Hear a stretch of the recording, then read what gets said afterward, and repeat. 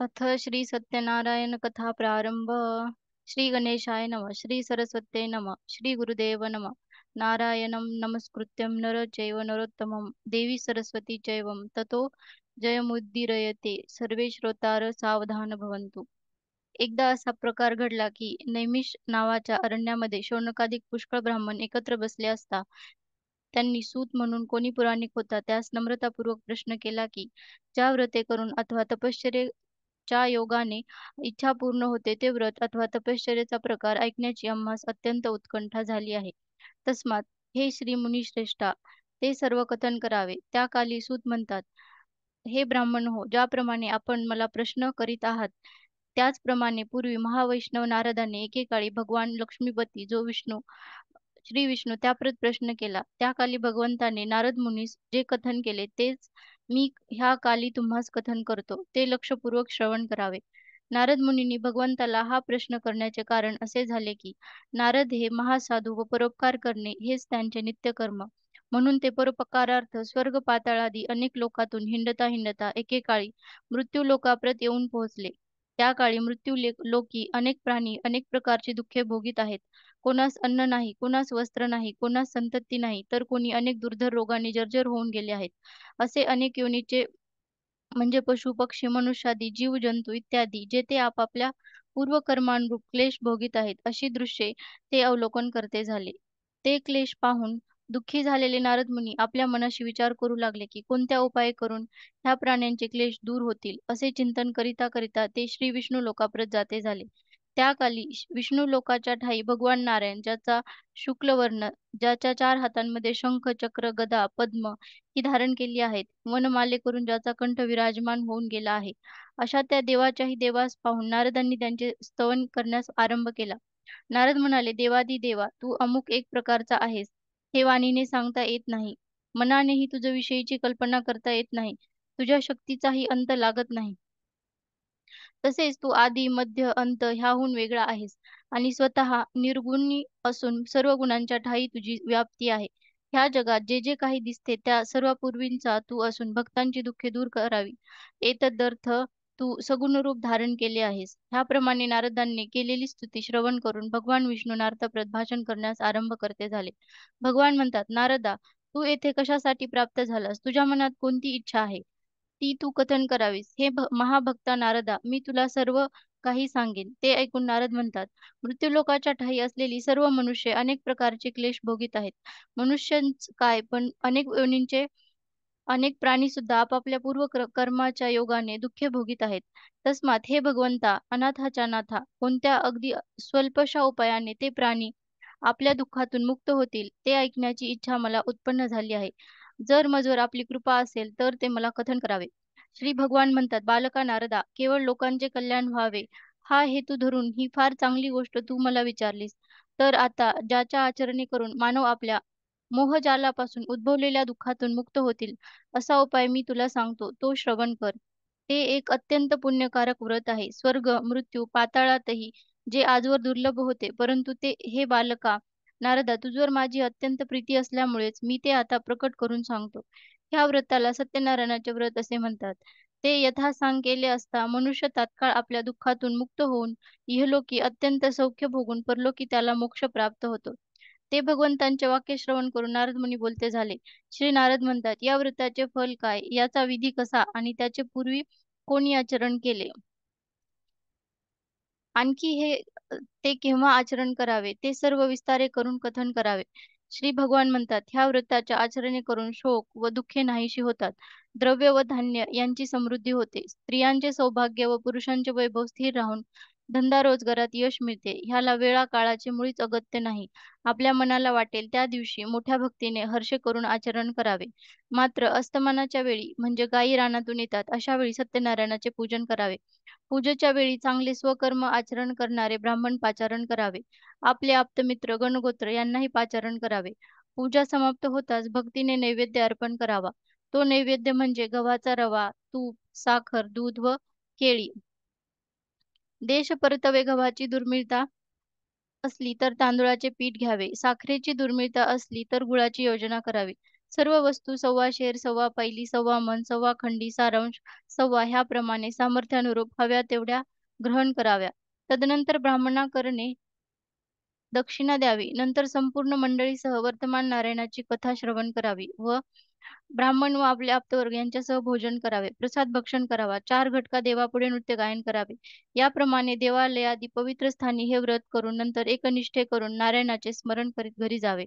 ह्याप्रमाणे एकनिष्ठेने यथासांग नारायणाचे व्रत आचरण केले असता मनुष्याच्या इच्छा तात्काळ पूर्ण होतात. ह्या कलियुगात मानवास आपल्या दुःखातून दूर होण्यास अत्यंत सुलभ असा हाच एक उपाय ह्या पृथ्वीच्या ठायी आहे. इति श्री स्कंदपुराणे रेवाखंडे सत्यनारायण कथा या प्रथमाध्याय अध्याय दुसरा सूत म्हणतात, हे ब्राह्मणो, आता पूर्वी हे व्रत कोणी आचरण केले ह्याविषयी एक सुंदर कथा सांगतो. काशी क्षेत्राच्या ठायी एक अत्यंत दरिद्री ब्राह्मण राहत होता. त्याला वेळेवर घासभर अन्नही मिळत नसे. असा तो अन्न पाण्या वाचून अत्यंत कष्टी होत असता नगरात याचना करीत असे.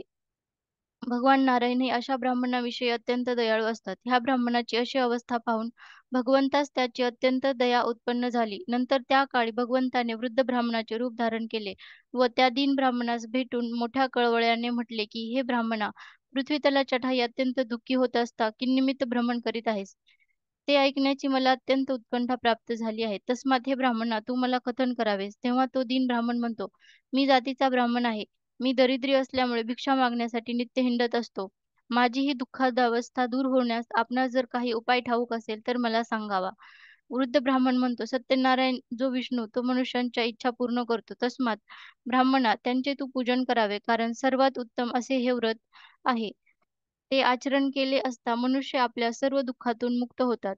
त्याप्रमाणे बोलून प्रथमाध्यायात कथन केल्याप्रमाणे त्याचा पूजाविधी, प्रसादाचा प्रकार इत्यादी सर्व काही विप्रास सांगून वृद्ध ब्राह्मणांचे रूप धारण केलेले सत्यनारायण तेच्या तेथेच गुप्त झाले.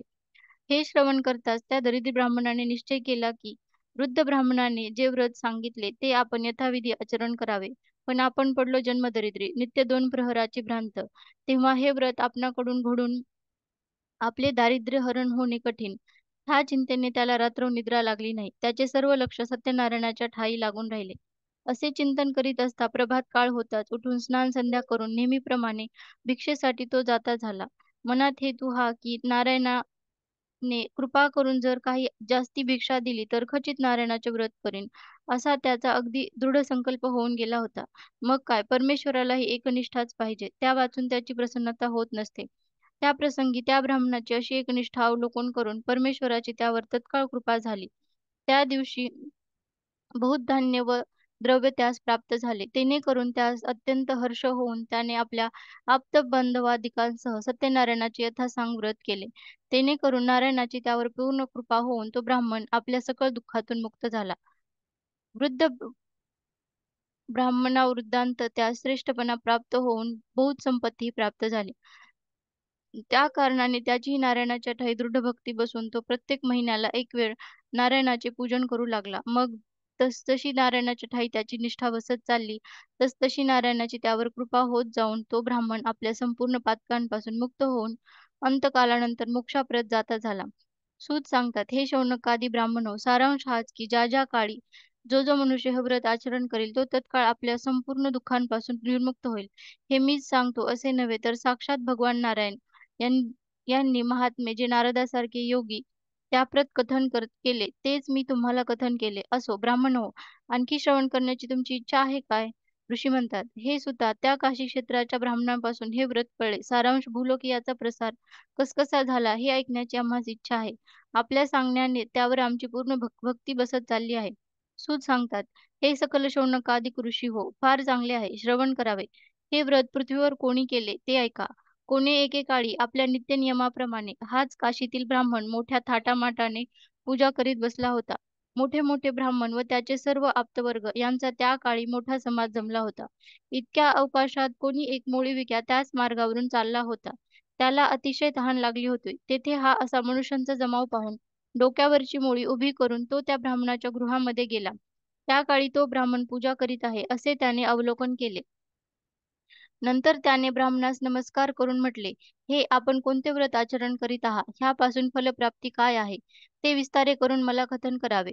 तो ब्राह्मण म्हणाला, ह्याला सत्यनारायणाचे व्रत म्हणतात. ह्यापासून मनुष्याची पाहिजे ती इच्छा पूर्ण होते. माझी स्थिती तुला ठाऊक आहेच, पण नारायणाच्या कृपेने मला धनधान्यादिकांची अत्यंत समृद्धी झाली. ते श्रवण करून हे व्रत आचरण कसे करावे, त्याचा संपूर्ण विधी कोणता, तो मोळीविक्याने ब्राह्मणापासून समजावून घेतला. नंतर तीर्थप्रसाद सेवन करून पाणी पिऊन तो आपले गावी जाता झाला. तेही अत्यंत दरिद्री होता. सत्यनारायणावर सत्यनारायण व्रताचे महात्म्य श्रवण होताच त्याचेही चित्त सत्यनारायणाच्या ठायी लागून गेले. नंतर त्याने आपल्या मनाशी संकल्प केला, की काष्ठ विकून जर काही द्रव्य प्राप्त झाले, तर तेणे करून मी सत्यनारायणाचे खचित पूजन करीन. त्याप्रमाणे संकल्प करून मस्तकावर काष्ठभार घेऊन गृहातून गमन करिता झाला. नंतर त्या नगरीचे ठायी मोठमोठ्या श्रीमंत लोकांच्या वस्तीला तो जाता झाला.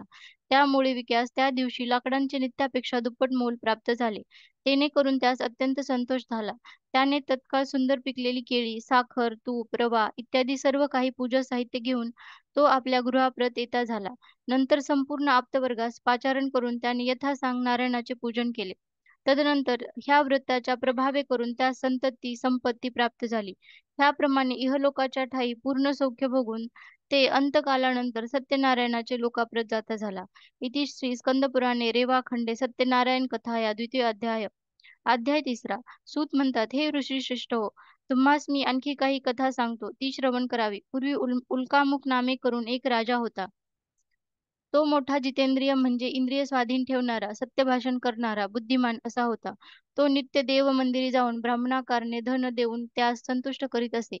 त्याची कांता जिचे ठायी तारुण्याची पूर्णता झाली, कमलासारखे सुंदर जिचे वदन, भद्रशिला हे नाम जिला यथायोग्य शोभत आहे, अशा त्या कांतेसह तो राजा नदीचे तीरी पूर्वसंकल्पित नारायणाचे व्रत करीत होता. त्या समयी कोणी एक साधुवानी व्यापार करण्याच्या हेतूने अनेक प्रकारच्या वस्तू व पुष्कळ द्रव्य येणेकरून परिपूर्ण अशी एक नौका घेऊन द्वीपांतरी गमन करीत होता. इतक्यात तीरप्रदेशी मनुष्यांचा जमाव पाहून तो काय प्रकार आहे, हे अवलोकन करण्यासाठी नौका नांगरून तो तेथे गेला. त्या काळी आपली नगरीचा राजा काही व्रत करीत आहे, असे अवलोकन करून अत्यंत नम्रता धारण करून साधूवानी त्याला प्रश्न करिता झाला.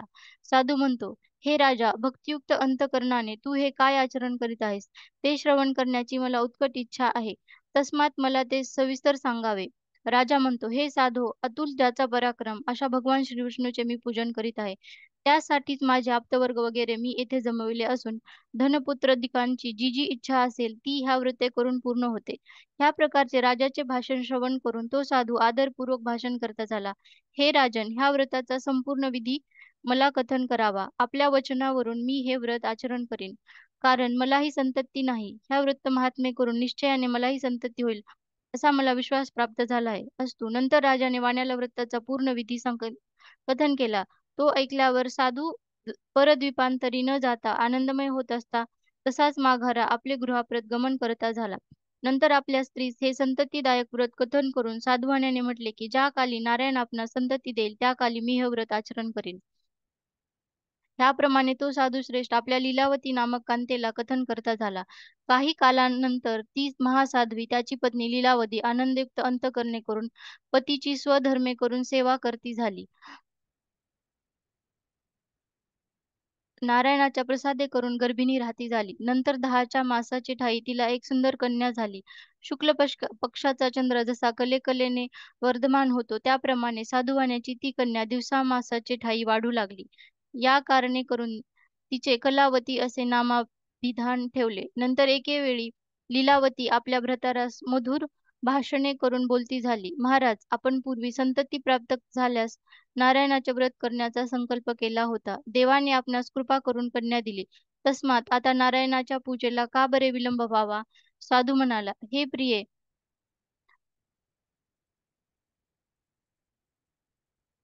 हिच्या लग्नाचे प्रसंगी मी नारायणाचे व्रत करीन. बेटा वाणिजतो अशा रीतीने बायकोचे समाधान करून गावात आपल्या उद्योगास जाता झाला. असो, इकडे ती कन्या कलावती बापाच्या गृही आनंदाने बालवय अतिक्रांत करून उपवर होती झाली. आपली कन्या अशी उपवर झाली हे पाहून त्या साधुवाण्याने मित्रमंडळीसह विचार करून आपल्या एका गुमात्याला या कन्येस यथायोग्य वर शोधण्यासाठी पाठविले.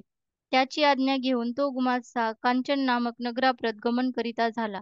तेथे एक सुंदर वाण्याचा मुलगा पाहून तत्काळ लग्नाचा विचार ठरवून तो ते वऱ्हाडच घेऊन परत आला. तो वाण्याचा मुलगा रूपाने व गुणांनी फार चांगला आहे, असे पाहून साधूला मोठा संतोष झाला.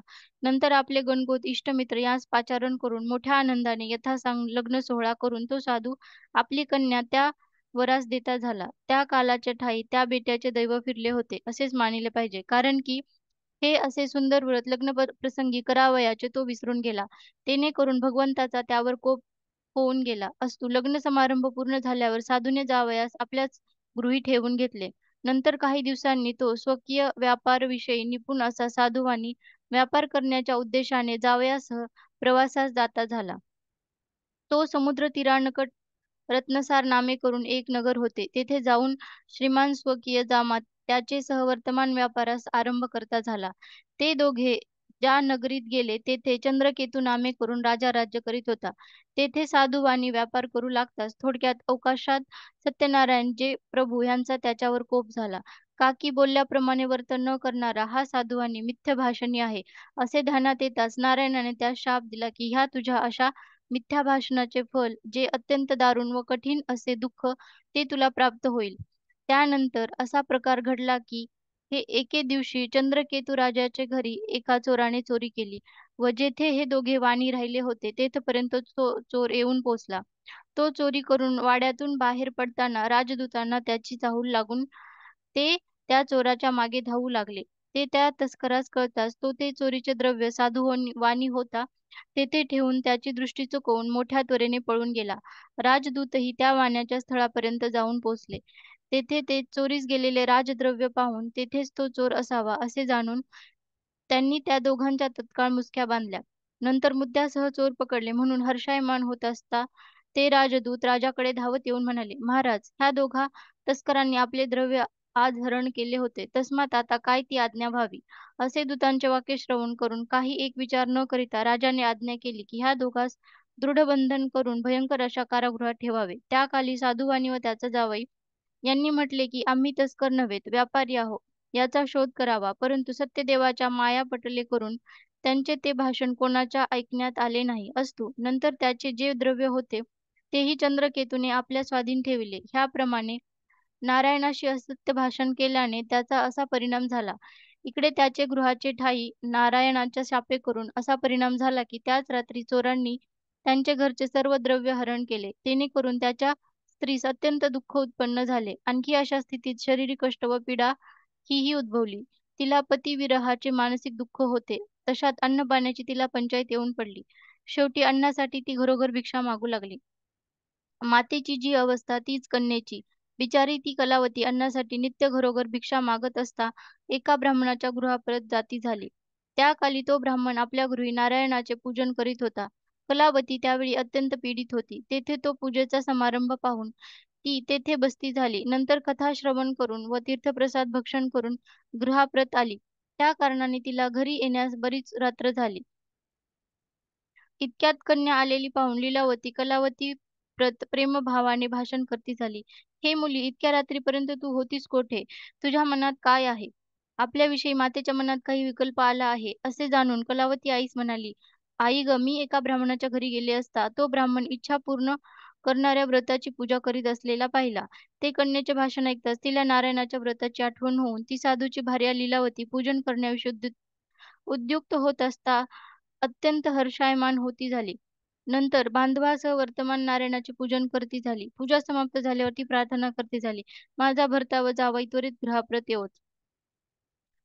नारायणा, माझ्या पतीचा व जावयाचा अपराध क्षमा करण्यास तू योग्य आहेस. तस्मात अपराधाची क्षमा करावी. याप्रमाणे पुन्हा पुन्हा ती नारायणाजवळ वर मागती झाली. तिची आपल्या ठायी पूर्ण भक्ती पाहून व व्रत पुण्य करून सत्यनारायण प्रभू संतोष पावते झाले. परमेश्वराची कृपा होताच मग सौख्याला विलंब कशाला. नारायणाने त्याच रात्री चंद्रकेतूच्या स्वप्नात जाऊन सांगितले की हे राजश्रेष्ठा, तू जे दोन वाणी बंदीत टाकले आहेस त्यांना उदयिक प्रभात काळीच मुक्त कर. त्यांचे जे द्रव्य तू हरण केले आहेस ते आता त्यांचे त्यास परत द्यावे. ह्याप्रमाणे जर तू आचरण केले नाहीस तर मी तुझे द्रव्य, संतती व राष्ट्र ह्या सर्वांचा नाश करीन. ह्याप्रमाणे प्रभू राजा प्रतपतन करून केवळ स्मरणास पात्र होते झाले. नंतर प्रभात काळी राजा आपल्या मित्रमंडळीस पाचारिता झाला. नंतर सभेमध्ये बसून सर्वांस स्वप्न सांगून त्या दोघांस बंदिवासातून मुक्त करण्यासाठी आज्ञा करता झाला. त्या राजआज्ञेप्रत श्रवण करून दूतांनी तात्काळ त्या वाण्याचा राजाचे अग्रभागी आणून विनयपूर्वक म्हटले, "महाराज, हे दोघे वाणी ह्यांच्या पायातील बेड्या काढून त्यांना येथे आणले आहे." इतक्यात तो साधू व त्याचा जावई हे दोघेही राजश्रेष्ठ जो चंद्रकेतू त्यास नमस्कार करते झाले. पूर्व वृत्तांत ध्यानात येऊन ते दोघे भीतीने अगदी विव्हळ होऊन गेले. त्यांच्या मुखातून शब्दही निघेना. तो वाण्याचा प्रकार पाहून राजा त्याच प्रेमाने म्हणाला, "बाबांनो, तुमच्या प्रारब्धाने तुम्हास दुःख प्राप्त झाले, परंतु आता तुम्हास भीती नाही." असे भाषण करून शृंखला बंधनापासून त्यांना प्राप्त झालेले अपवित्रपणा दूर होण्यासाठी त्यांच्याकडून क्षौरकर्मादी प्रायश्चित्त करविले. नंतर त्यांना राजाने वस्त्रे व अलंकारही अर्पण केले आणि त्यांना आपले पुढे आणून वारंवार प्रेमयुक्त भाषणे करून त्यांचा संतोष करता झाला. त्याची पूर्वी आणलेले जे द्रव्य होते ते तर त्यांना दिलेच, पण राजाने त्यांना आणखीनही तितकेच द्रव्य अर्पण केले आणि म्हणाला, "अरे साधूवान्या, आता तू आपल्या गृहाप्रत गमन करावे." साधूने राजास नमस्कार करून म्हटले, "महाराज, आपली कृपे करून आता मी गमन करतो." इति श्री स्कंदपुराणे रेवाखंडे सत्यनारायण कथाया तृतीय अध्याय. अध्याय 4. तदनंतर त्या साधूवाण्याने मंगलपूर्वक यात्रा करून ब्राह्मणांना पुष्कळ दक्षिणा अर्पण केली. नंतर आपल्या नगरास येण्यास्तव निघता झाला. तो काही मार्गक्रमण करून गेल्यानंतर सत्यनारायण प्रभू यांनी अद्याप तरी याची आपल्या ठायी भक्ती बसली आहे किंवा नाही, हे पाहण्यासाठी संन्यासाचे रूप धारण करून या वाण्यास म्हटले, की "तुमच्या या नौकेमध्ये काय भरले आहे?" ते दोघेही महाउन्मत्त इतके दुःख भोगिले, तरी त्यांच्या हृदयात प्रकाश पडला नाही. ते त्याची मस्करी करून म्हणाले, "का हो स्वामी महाराज, आपण कशाकरिता बरे शोध काढता? काही द्रव्य हरण करावे असे आपण इच्छिता की काय? परंतु आमच्या या नौकेमध्ये दुसरे काही नाही, केवळ लता, पाणी इत्यादी काही आहे." हे त्यांचे धिक्कारपूर्वक भाषण ऐकून, "बरे आहे, तू म्हणतोस तेच खरे हो." त्याप्रमाणे स्वामींनी बोलून तत्काळ तेथून किंचित दूर जाऊन ते समुद्रतीरी बसते झाले. स्वामी गेल्यानंतर तो साधू भोजनादी नित्यकृत्य समाप्त करून नावेकडे जाऊन पाहतो, तो ती द्रव्याच्या भाराने पाण्यात बुडालेली नाव सांप्रत हलकी झाल्याने बरीच वर आलेली पाहून त्यास अत्यंत विस्मय प्राप्त झाला. नंतर नावेत शिरून पाहतो, तो जिकडे-तिकडे लतापत्रे. असे होताच तो तत्काळ मूर्छित पडला. नं असतो. नंतर तो काही वेळाने सावध होऊन चिंताक्रांत होऊन बसला. त्या काली त्याच्या जावयाने म्हटले, "मामा, व्यर्थ शोक का करता? त्या यतीच्याच शापाचा हा प्रभाव होय. ज्याच्या शापाने द्रव्याच्या लता झाल्या, त्याच्याच आशीर्वादाने खचित द्रव्य होईल. तस्मात त्यालाच आपण शरण जावे, म्हणजे आपली वांछा पूर्ण होईल." ह्याप्रमाणे जामाताचे वाक्य श्रवण करून तो तात्काळ यतीच्या निकट जाऊन भक्तिपूर्वक त्यास नमन करून नम्रतेने भाषण करता झाला. "स्वामी महाराज, मी आपल्या अग्रभागी असत्य भाषण केले. हा अपराध आपण क्षमा करावा." ह्याप्रमाणे वारंवार बोलून व नमस्कार करून तो अत्यंत शोकाक्रांत होऊन गेला. अशा त्या शोकाक्रांत झालेल्या साधूस अवलोकन करून स्वामी म्हणाले, "अरे तू शोक करू नको. माझे म्हणणे ऐक. तू माझ्या पूजेविषयी चुकवा-चुकव करणारा आहेस. अरे दुष्टा, माझ्या आज्ञेमुळेच तू वरचेवर दुःखे भोगितोस." ते भगवंतांचे वाक्य श्रवण करून तो नारायणाचे स्तोत्र गाऊ लागला. साधू म्हणतो, "देवा, ब्रह्मादिक संपूर्ण स्वर्गवासी देवही तुझ्या मायेने मोहित होऊन गेले आहेत. तेही तुझे गुण जाणत नाहीत. तस्मात मी तुझे गुण जाणत नाही, यात मोठेसे आश्चर्य नाही. मी मूर्ख, अज्ञानी, मायेने मोह पावलेला, मी काय तुझे गुण जाणणार? एक वेळ आता मजवर कृपा करा. माझ्या ऐपतीप्रमाणे थाटामाटाने मी आपले पूजन करीन. माझे पूर्वीचे द्रव्य वगैरे सर्व मला द्यावे. मी आपणास शरण आलो आहे. माझे रक्षण करावे." त्याप्रमाणे त्याचे भाषण श्रवण करून व त्याचे मन जाणून भगवान संतुष्ट झाले.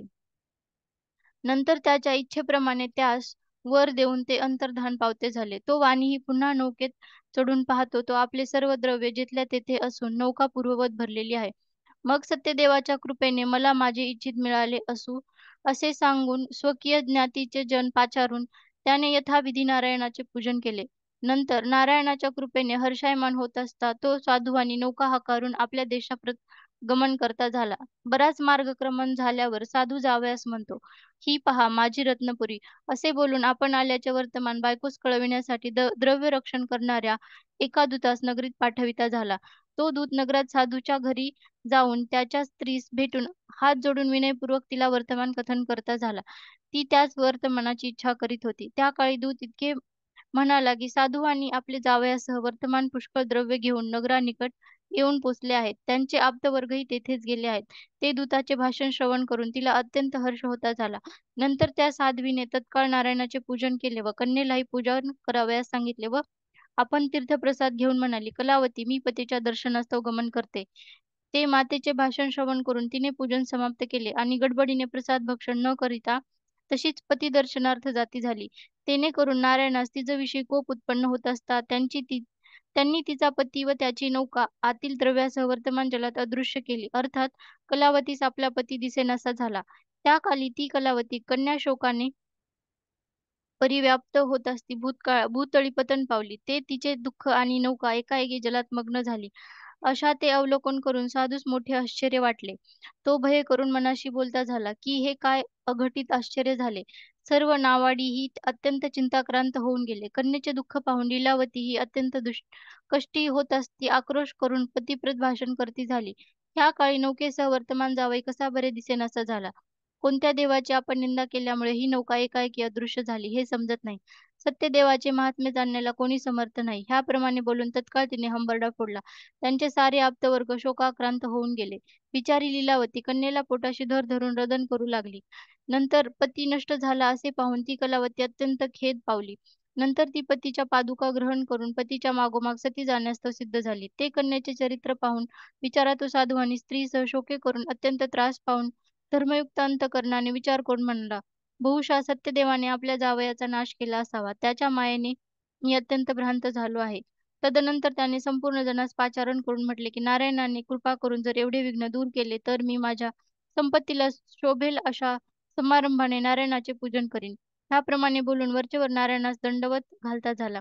जेणेकरून दिनाचे नाथ भगवान नारायण संतुष्ट झाले. नंतर तो भक्तवत्सल नारायण कृपे करून युक्त होत असता ह्या व्रत भाषण करता झाला, की तुझी कन्या माझ्या प्रसादाचा त्याग करून पती दर्शनार्थ येती झाली.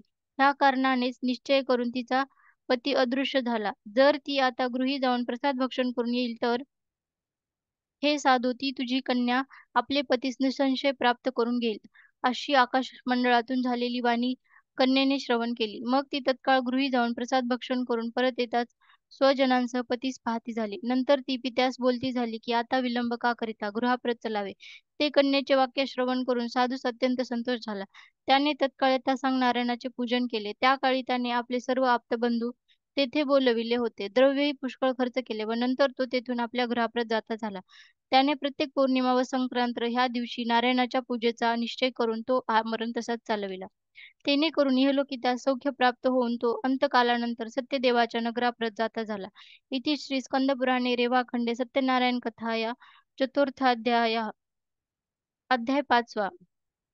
सूत म्हणतात, मुनिश्रेष्ठ हो, आता आणखी एक इतिहास कथन करतो तो श्रवण करावा. पूर्वी अंगध्वज नामे करून एक राजा होता. तो प्रजेचे पालन मोठ्या काळजीने करीत होता. त्याने एक वेळ सत्यदेवाच्या प्रसादाचा त्याग केला.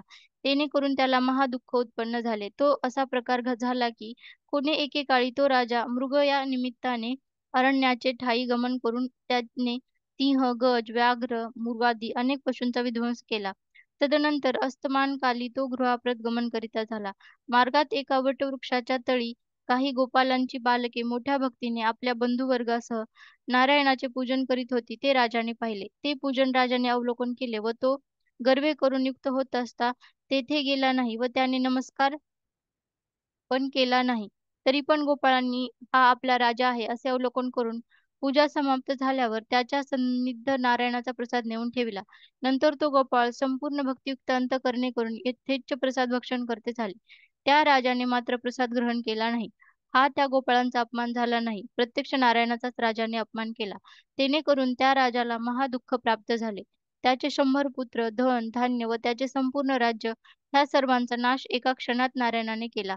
त्या काली नारायणाच्या प्रसादाचाच आपण परित्याग केला, त्याचाच हा परिणाम आहे, असे राजाच्या ध्यानात आले.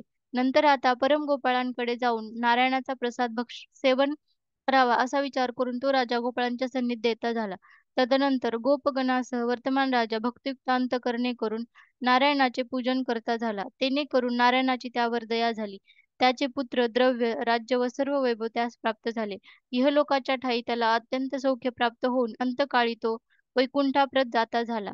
तस्मात् हे शौनकादिक ब्राह्मणो, हे असे परम दुर्लभ व्रत जे कोणी आचरण करतील त्यांना वांछित फल देणारी ही पुण्यवान कथा जे श्रवण करतील त्यांना सत्यनारायणाच्या कृपे करून धनधान्यादिक सर्व संपत्ती यथेच्छ प्राप्त होणारी आहे. ह्या व्रते करून दारिद्र्याचे दारिद्र्य जाईल. कोणी बंधनात असेल तो नारायणाच्या व्रत पुण्य करून मुक्त होईल. भूतखेतांच्या बाधेने कोणास भय उत्पन्न झाले तर ते निसंशय नष्ट होईल. सारांश जी इच्छा असेल ती नारायणाच्या कृपेने परिपूर्ण होऊन तो नारायणाच्या वैकुंठापर्यंत जाईल. हे ब्राह्मणो, असे हे नारायणाचे व्रत मी तुम्हा कारणे कथन केले. त्याच्या आचरणे करून मनुष्य आपल्या सर्व दुःखांपासून मुक्त होतो. ह्या कलियुगाच्या ठायी विशेष करून ही सत्यनारायणाची पूजा मनुष्यास इच्छित फल देणारी आहे. या सत्यनारायण देवास कोणी काल म्हणतील, कोणी सत्य म्हणतील, कोणी ईश म्हणतील, कोणी सत्यनारायण, अन्य कोणी सत्यदेव म्हणतील. कारण की नारायण अनेक प्रकारची रूपे धारण करून सर्वांच्या इच्छा पूर्ण करितात. सांप्रत या कलियुगाच्या ठायी मानवांची बुद्धी अत्यंत भ्रष्ट झाली. त्याप्रमाणे नारायणाचा साक्षात्कार लोप पावला. आता केवळ ह्या अशा वृत्तांच्याच रूपाने नारायण भक्तांना दर्शन देऊन त्यांच्या कामना पूर्ण करितात. भक्तांची दुःखे नष्ट करतात. हे मुनिश्रेष्ठ हो, जे जे कोणी ही नारायणाची कथा नित्य पठण करितात, श्रवण करितात, त्यांची संपूर्ण पातके सत्यदेवाच्या प्रसादे करून नाश पावतात व त्यांचे संपूर्ण मनोरथ पूर्ण होतात. ह्याप्रमाणे सुताने नारदाच्या कथेचे महात्म्य नारायणाच्या कथेचे महात्म्य शौनकादिक ब्राह्मणांप्रत कथन केले. ते त्या भगवान सत्यदेवाच्या इच्छे मात्रे करून मी यथामती तुम्हा कारणे निवेदन केले. तो हा भगवान नारायण यजमान, श्रोते, वक्ता या सकलांचे मनोरथ पूर्ण करण्यास समर्थ आहे. मात्र अनन्य भावे करून त्याला शरण गेले पाहिजे. इति श्री स्कंदपुराणे रेवाखंडे सत्यनारायण कथाया पंचमाध्याय. पुंडलिक वरद हरी विठ्ठल श्री ज्ञानदेव तुकाराम पंढरनाथ महाराज की जय. माऊली ज्ञानेश्वर महाराज की जय. जय हनुमान जय श्रीराम.